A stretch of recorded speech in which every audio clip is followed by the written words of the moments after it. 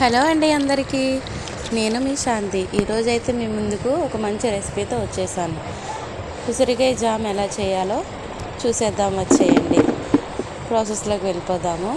నేనైతే వీడియోలో చూపించినట్టుగా ఉసిరికాయలన్నీ కూడా చాలా చిన్న చిన్న ముక్కలుగా కట్ చేసుకొని పెట్టుకున్నాను. నాకు అవి 2 బౌల్స్ అయినాయి. 1 కప్ షుగరు, 2 బౌల్స్ ముక్కలకి 1 కప్ షుగర్ తీసుకొని 2 యాలకులు పౌడర్ చేసి పెట్టుకున్నాను నేను. ఇప్పుడు ప్రాసెస్లోకి వెళ్ళిపోదాము. స్టవ్ అయితే వెలిగించుకొని ఒక బాండీ పెట్టుకుందామండి. బాండీ అనేది హీట్ అయిన తర్వాత మనం ఏవైతే కట్ చేసి పెట్టుకున్నామో చిన్న చిన్న పీసెస్గా ఆ ఉసిరికాయ ముక్కలు అనేవి వేసేసుకుందామండి. వేసుకొని ఒకసారి మనము కలుపుకుందాము.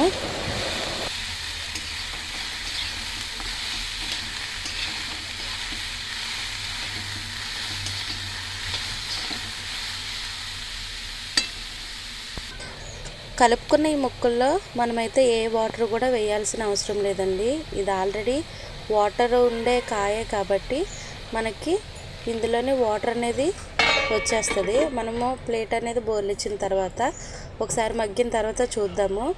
చూడండి, వాటర్ అనేది ఎలా అయితే వచ్చేసిందో మనం ఒకసారి ఆ వాటర్ని కలుపుకుందామండి ముక్కల్ని.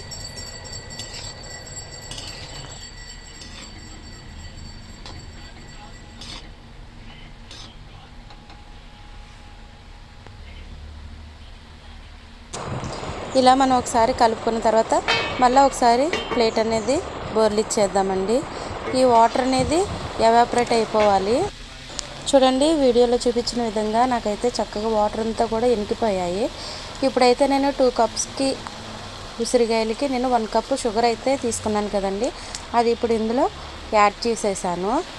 ఏంటంటే మనకి పులుపు తీపి మనకి సమానంగా ఉండాలండి. అందుకే నేను 2 కప్స్కి 1 కప్ షుగర్ అనేది వేసుకున్నాను. ఇప్పుడైతే మనము ఈ షుగర్ అంతా కూడా మిక్స్ చేసేసుకుందాము. మనం ఏంటంటే బాగా కలిసే వరకు కూడా కలపాలి. ఈ హీట్కి ఏంటంటే షుగర్ అనేది మొత్తం కూడా మెల్ట్ అయిపోద్ది.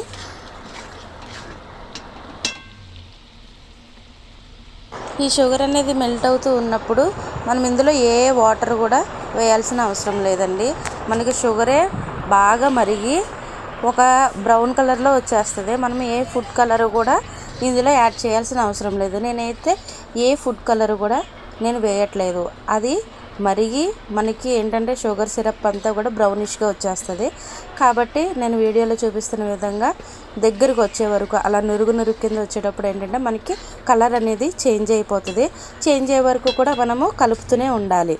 అడుగు పట్టేస్తుంది కాబట్టి మనం దగ్గరుండి కలుపుతూ ఉండాలి. చూడండి, నాకు ఆల్మోస్ట్ అయితే ఉడికిపోయింది, దగ్గర పడింది. కలర్ కూడా చూడండి, నేను ఏ ఫుడ్ కలర్ కూడా వేయకుండానే నాకు ఈ కలర్ అయితే వచ్చేసింది. మనం ఏదైతే దంచి పెట్టుకున్నామో ఆ పౌడర్ అనేది నేను ఇప్పుడు ఇందులో వేసేస్తున్నాను. స్మెల్ అయితే చాలా అంటే చాలా బాగా వస్తుంది. మీరు కూడా యాలకుల పొడి అనేది మీ ఇష్టాన్ని బట్టి వేసుకోండి. మీకు ఇష్టం లేకపోతే మానేయండి. నాకైతే చాలా ఇష్టం యాలకుల పొడి వేయటం. సువాసన కూడా మనకి బాగా వస్తుంది. తినేటప్పుడు కూడా మనకి ఇష్టపడతాము. ఇప్పుడైతే నాకు ఆల్మోస్ట్ రెడీ అయిపోయింది.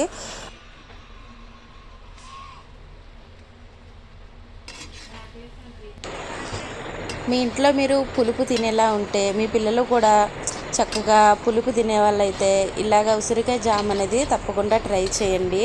నోటికి పుల్లగా తీయగా చాలా అంటే చాలా మధురంగా ఉంటుంది.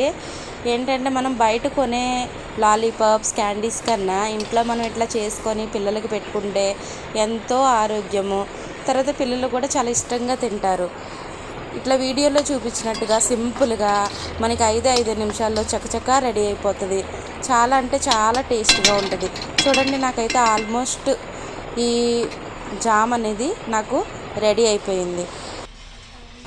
దీన్ని కాసేపు అలాగా వదిలేద్దాము, చల్లారనిద్దాము.